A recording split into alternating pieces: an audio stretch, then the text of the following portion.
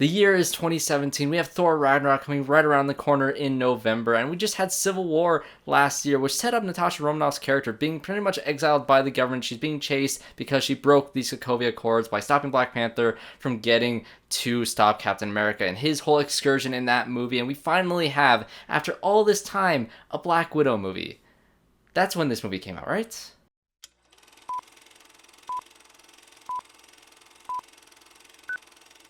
Hello everyone and welcome back to another video on the channel. Today we're going to be talking about the 2021 Black Widow movie, which was supposed to come out last year, was long delayed and much anticipated because this has been a character that's been around since 2010 in Iron Man 2, and she has not had her solo film yet at all, which is kind of baffling. And I was honestly I enjoyed this movie for the most part, and I feel like if I were to watch it again, I would enjoy it still. And what I did for this movie is I actually did a rewatch of the MCU movies from Iron Man all the way up to Captain America Civil War, and then I watched this one, and I'm going to continue watching my Marvel movie marathon because I am loving the MCU right now. And honestly, I don't think this is a bad movie. I think it's a perfectly fine movie. It's definitely lower on my rankings, but there is some stuff I want to talk about in spoiler fashion because there's already a bunch of reviews out, but I want to do a little recap and review of Black Widow because I think there's some interesting stuff in there, some things that I really liked, some ideas that I've been wanting to see for a long time, and some issues that I had, especially towards the final act of the movie,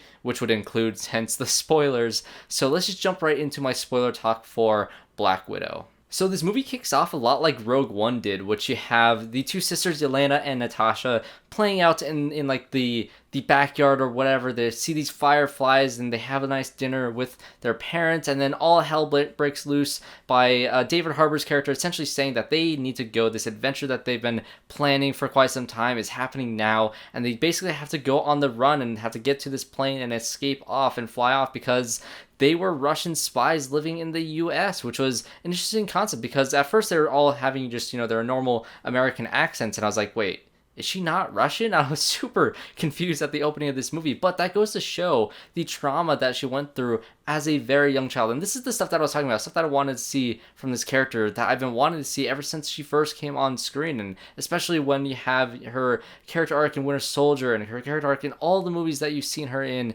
throughout the entirety of the MCU, Avengers, all of it. And so we get to see the darker aspects of her childhood, which I wish we got more of, but in the opening title sequence we get to see basically that she was being human trafficked. She was being trafficked as a child, sent to Russia to this Red Room program that is run by this creepy guy and all these different things, and you get to see flashes and glimpses of that. And I wish we got a hell of a lot more than that, because that is what I wanted this movie to be. I wanted this movie to take place during that time period rather than taking place in Civil War. But this is the movie we got, so how was the movie that we got? Well, we get some interesting tidbits. Natasha, like I said, is on the run.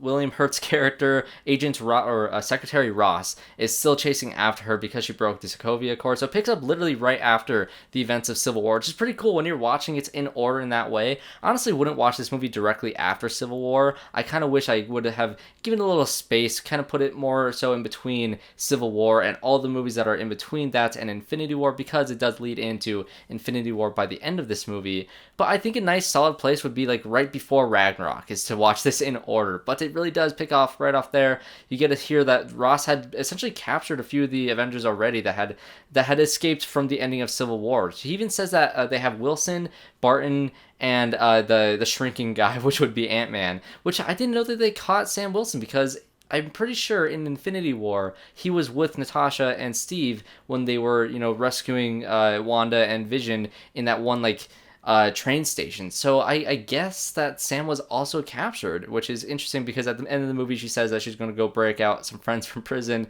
exactly how Steve did in the end of Civil War. So that was a nice little touch there.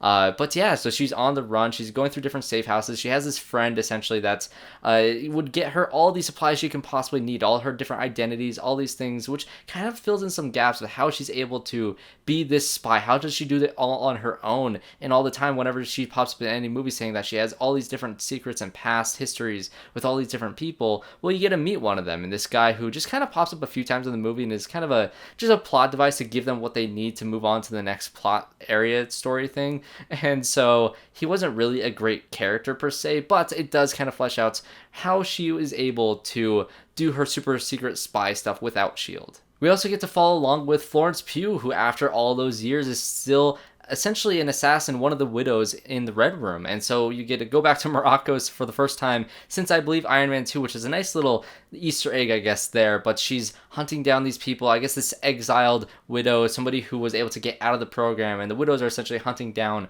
those who had escaped. And so she's chasing them down, and then the widow that she's chasing after, she's able to stab. But that widow also releases this, I guess, red cure thing, this red remedy, to basically get them out of the trance of the control, the mind control that they have from the Red Room, which is the plot device, the MacGuffin, if you will, of this movie. And I gotta say, I love Florence Pugh ever since Midsommar and pretty much everything that she has ever done as an actress. She's a phenomenal actress, and I love the fact that she is now a part of the MCU and essentially taking over the mantle of Black Widow in this movie, which was very cool. I really liked her character. I think she had some quirky aspects of her, especially when they were having their back and forth between her and Natasha. I think their relationship was really good because they're able to link up back in Budapest, or Budapest is how Natasha was saying it. I don't really quite get that joke. Maybe I missed something there.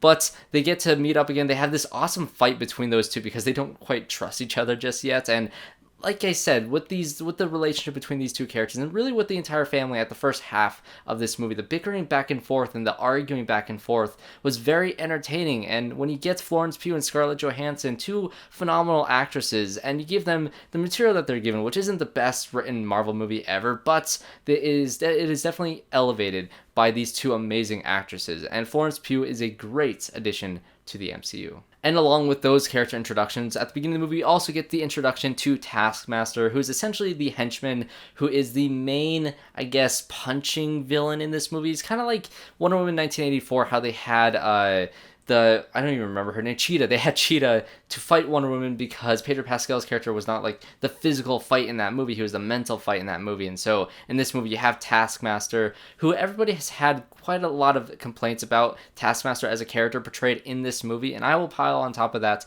later in this movie. However, the first action sequence that they have on the bridge between Natasha and Taskmaster, seeing the mimicking style, like fighting a mirror, is an idea that is very interesting. If you watch the movie Annihilation, there's a really cool mirror-like fight scene at the end of that movie with the mimic in that movie, and I really like this opening action sequence, and I was like, wow, I love this. The way this character moves around, this character maneuvers around, the way that they use the shield and use all these different moves that different characters of the Avengers had in their whole like fight choreography, and to have that, I guess, replicated with Taskmaster is exactly what you want from Taskmaster. And because you have such a wide universe of all these different rich characters, you get to do something like this, which is really cool that they're able to bring a character in like Taskmaster. I just wish they did better with the person behind the mask, which we'll get into.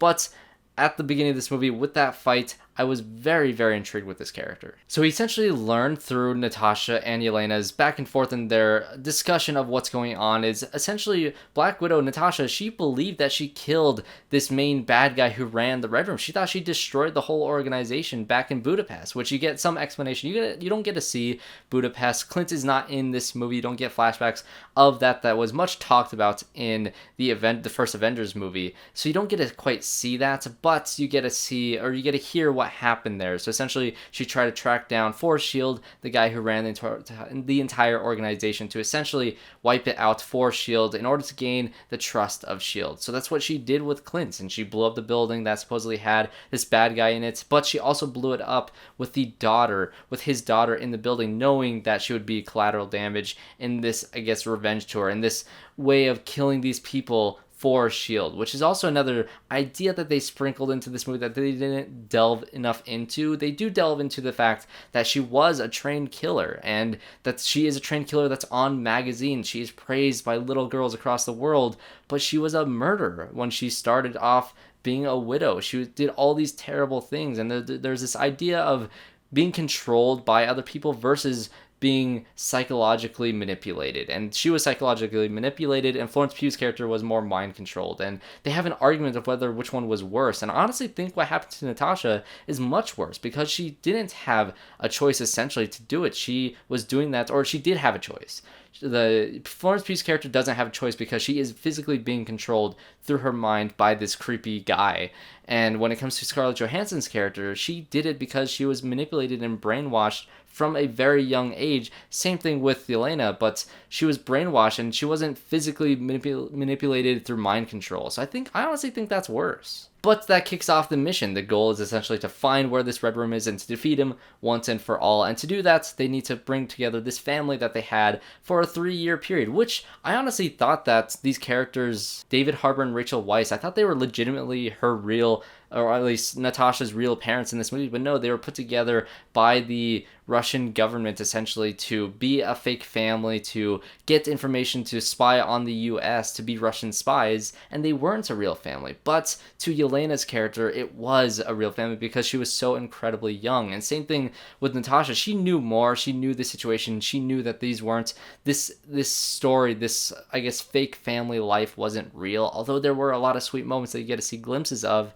in that past when they were kids. It wasn't real to her. But to Yelena, which was definitely the most interesting character in this movie, it was real to her. So when they're going out and they break David Harbour out of prison, which was a very, very fun action sequence, I have to say, seeing him in prison, doing all these things, and David Harbour was just a delight to see in this role. So I was very happy that he got a lot of screen presence for the fact that he was kind of introduced later into the movie. I guess because, you know, Yelena and Natasha already met up together, and then they had to break out David Harbour's character, and then they met Rachel Weisz, and she didn't have as much to do in this movie, but David Harbour did, and that relationship between David Harbour and Yelena did sort of blossom. It started to really blossom, but it was cut short a little bit, but it was still there, so I'll give the movie that. And so after they break ALEXEI out of prison, they meet up with Rachel Weisz's character, who is controlling pigs for whatever reason in this movie. I really wish they gave her more, because she is an Oscar-nominated actress. She's a phenomenal actress, and she wasn't given too much to do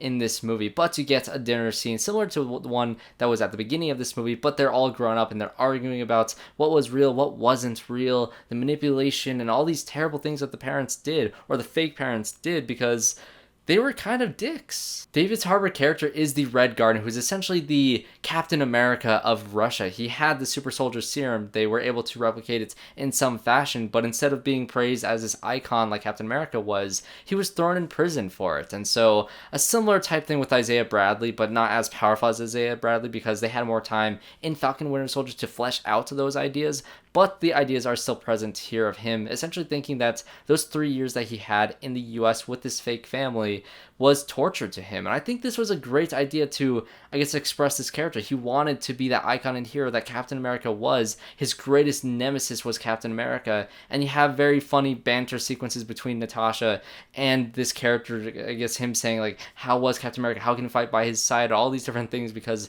he was essentially his nemesis and he was treated like trash comparatively to him.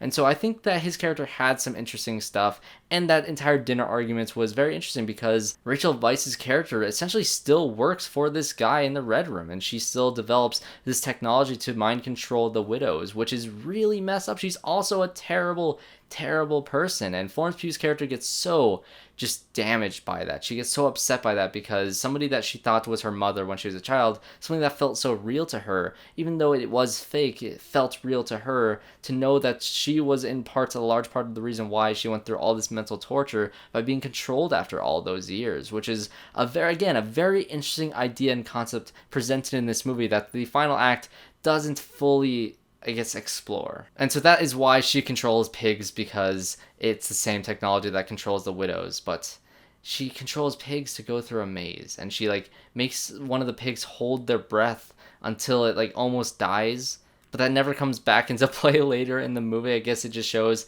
how much of a threat this mind control thing can do, which was like, okay, she like almost murdered a pig. It just made her seem very unlikable, even though by the end of this scene you make it think like she betrayed them and she turned them into this villain character and all this sort of things, and ended up being fake in the end of it. But it doesn't feel earned. I feel like I really hated her character. I feel like the more interesting story would be for her to truly be evil and to have Yelena fight against her and to close out that arc and to have her not just, you know, be a good guy and fake this situation. I like how they used the facial mask that they used in Winter Soldier, and that has popped up a couple times in the MCU that they probably could use a lot more often, but they did use the facial mask in this one, and they did have some jokes. I feel like ever since the first Avengers movie, when they made fun of the earpieces, they had to have a whole scene where they had only 2 earpieces. They didn't have 4, so not all of them could communicate with each other. And there's a whole flashback in that last act of the movie that felt kind of just out of left field, but it set up the way that they did a flashback for another twist that happens later on.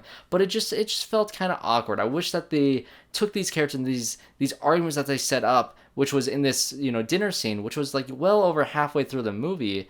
And I just wish all that happened a lot sooner, because if it happened sooner, you would have more time to flesh out and actually have an arc going from this family being really not a family at all, being a fake family, being characters who kind of resent each other for different things, and by the end of the movie, realizing that the time that they had in those 3 years really meant something. That's what the movie tried very hard to do.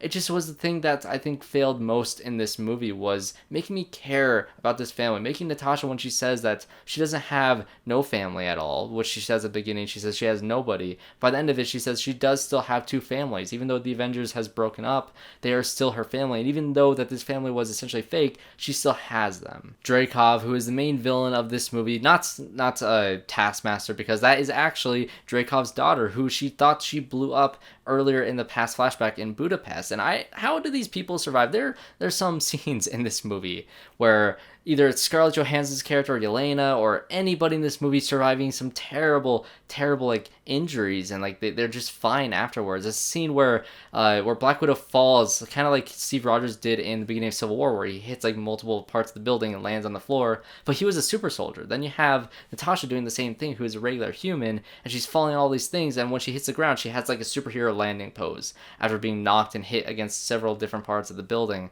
And I was just like, she should have been like dead when Taskmaster blew up her car at the beginning of the movie. It's like she should have been dead so many times in this movie. And it just, there's a lot of things like that. And the villain somehow survived this explosion in Budapest, and same thing with the daughter, survived this explosion in Budapest, and they're presumably dead, but they weren't. So just people survive things in this movie like it's nothing. There was a cool idea with this villain, this DREYKOV character, which is the fact that the widows can't actually fight him or harm him, which the way they executed that idea was kind of wonky and weird, because he has this pheromone, this smell, that if the widows smell this smell, then they can't assault him, essentially, which like, just make it like programmed into their mind or something like that. Make it so they're so conditioned that they won't do it. I feel like that's more plausible than a smell. It was just kind of, because all Black Widow had to do was break her nose and then she was fine. Then she can punch the dude in the face. It just seemed like such an easy fix. I feel like it could have been much more of a mental type of argument between those two, a mental fight instead of a physical fight, and have Taskmaster be that physical fight. And the fact that Taskmaster is this daughter that Black Widow thought that she had killed, and so it's kind of resolution that she didn't kill a little child in vain, even though she probably still killed a lot of people in vain when she was a widow. It still makes it a little bit better, but still they tried this whole thing that kind of mimics Captain America Winter Soldier, when Cap is fighting Bucky as the helicarriers are crashing, and he's saying that he won't fight back because he's with him to the end of the line. And it's such a powerful moment, and it had 2 movies to set up that idea, that love for Bucky that Captain America had, and all this stuff was so earned. But in this movie, the relationship, or I guess lack thereof, between Taskmaster, or I guess the daughter of DREYKOV, and Natasha Romanoff was not there at all. So it did not feel earned whatsoever when they had their final battle, which was just barely a minute. It was very underwhelming because Natasha didn't want to fight back, and the fight with DREYKOV was underwhelming. The fight with the widows was kind of underwhelming. Like, it just had Yelena blow up the remedy, and they healed them all. And I like the idea of her like trying to rescue all these other widows. I just wish there was more.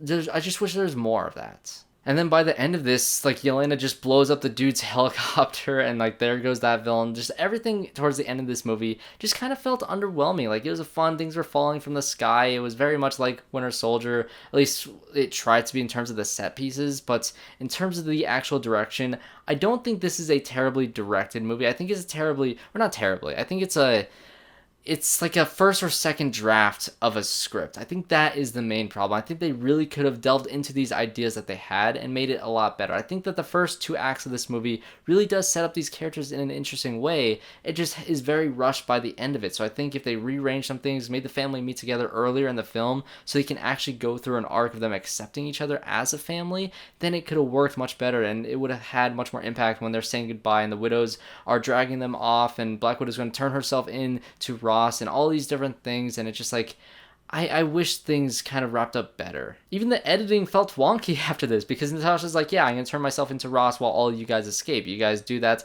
and they do escape, and then Natasha just turns herself in and just kind of cuts to black, and then it turns back on, and then Black Widow has her blonde hair that she has in Infinity War, and she escaped off camera, and she says she's gonna break out other people, and it's just like, that was just, it just kind of happened like that. Even the credits were underwhelming. The credits started and it's just the white text on the black background, and it started scrolling up. No fancy thing like most of the Marvel movies have, besides, I guess, Iron Man 2 and Infinity War. Those are the only two that didn't have it. Iron Man 2 being a crappy movie, and Infinity War doing that for dramatic purposes and feeling like, oh my gosh, that was just it. That was the ending. It's just normal credits. It felt jarring and shocking in that one. In this one, it just felt like it fit with the underwhelming ending of this movie. And then the after credits scene brought Valentina, who popped up in The Falcon and the Winter Soldier, pops up in the after credits scene talking to Yelena, who is visiting Natasha's grave, which she finally gets some sort of, I guess, send-off, because Infinity War is all Tony Stark and Captain America. Now Natasha gets her little send-off in this after credits scene. And Yelena's sad about her sister's death, essentially. And then you get have Valentina pop up and give her like a new mission. Like, she apparently works for her now, and we know that Valentina is some sort of weird, like, she's setting up some sort of like evil Avengers essentially, and she has what's his face from what's his name, John Walker, who is the fake Captain America and Falcon Winter Soldier, and now she has Yelena, who was like the alternate Black Widow, and she has a new mission to kill the person responsible for Black Widow's death, which is Clint Barton, Hawkeye himself, in the picture. And so who knows what's going to happen with that. I know she's going to pop up in the Hawkeye show, and so that's going to be cool. I love Florence Pugh in this movie. I think they set up her character very well to be the new, I guess, mantle of Black Widow, and I'm interested to see how she reacts to essentially hunting down Clint, because I guess it's kind of his fault, but not really. It was just like, it was her choice to jump off the cliff, but maybe she doesn't know that. Maybe she doesn't know the whole story of what happened. So I guess interesting. We're going to see more stuff with Valentina and with Florence Pugh in the Hawkeye show. So looking forward to that, I guess. Overall, the last act of this movie was very underwhelming. This movie had some fun action sequences throughout it, but it just didn't stick its landing. I think it's fun enough to watch. It's not nearly as bad as some of the other Marvel movies like Thor: The Dark World and Iron Man 2, but it's not as good. I think it sits around like Captain Marvel and like other underwhelming Marvel movies like Thor, the first Thor movie, stuff like that. So that is my review and full spoiler recap of Black Widow and all my thoughts about it. Comment down below if you guys saw the movie and what you guys think about it. A lot of stuff in this movie that I wanted to talk about, and a lot of things about the ending that was just super underwhelming. So thanks guys for watching this video. I will also have my series finale video for Loki, which I will probably get to see in theaters, which I cannot wait for that. So thanks guys for watching this video. Thank you guys for watching, and I hope to see you all in my next one.